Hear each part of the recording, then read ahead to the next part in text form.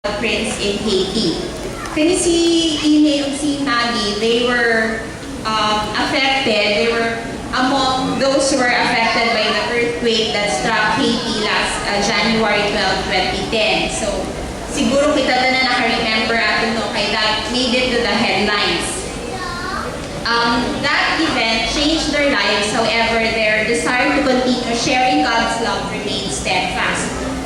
So, kani si Ine, isa ka teacher sa public university. During that time, he had dismissed his class already, and he and his students were about to go out of the classroom when suddenly, the building shook, and then the ceiling crashed down.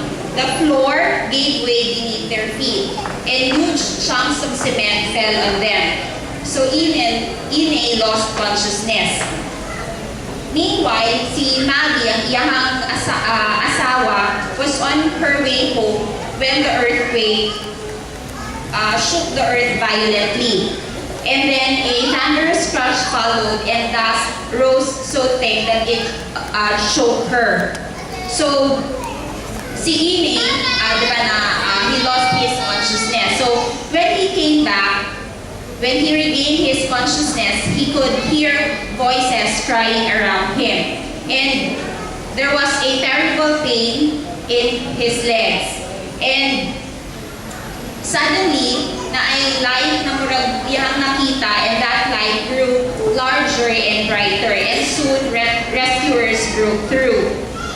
So, i-clear na itong mga rubble that were on him, and he was finally carried out of the building, and he was brought to a car, and his rescuers drove to the nearest hospital. However, clogged na po ang mga streets, and then ang hospitals, full na po sila halos.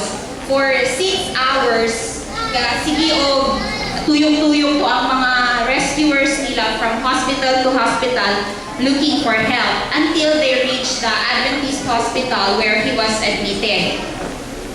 So, gamay lang ang doctors and nurses during that time, and also since dili kaayo serious in iyang case, he was allowed to wait. So, meanwhile, si Maggie couldn't reach Ine. So, ang mga phone lines dead, and she hurried home hoping that she could find Ine there. However, their house was empty and she didn't know what to do. So several hours later, 2 church members came to tell her that Ine or her husband was admitted to the Adventist hospital. So he immediately went there and to Ine. So just before midnight, he found his husband lying on a stretcher outside sa hospital. So naano sa gawas to ang mga patients because of threats of aftershocks. So gamay lang, there were only few medical personnel who made it to the hospital. So dugay kaayo ang assistance, ang treatment kang Ine.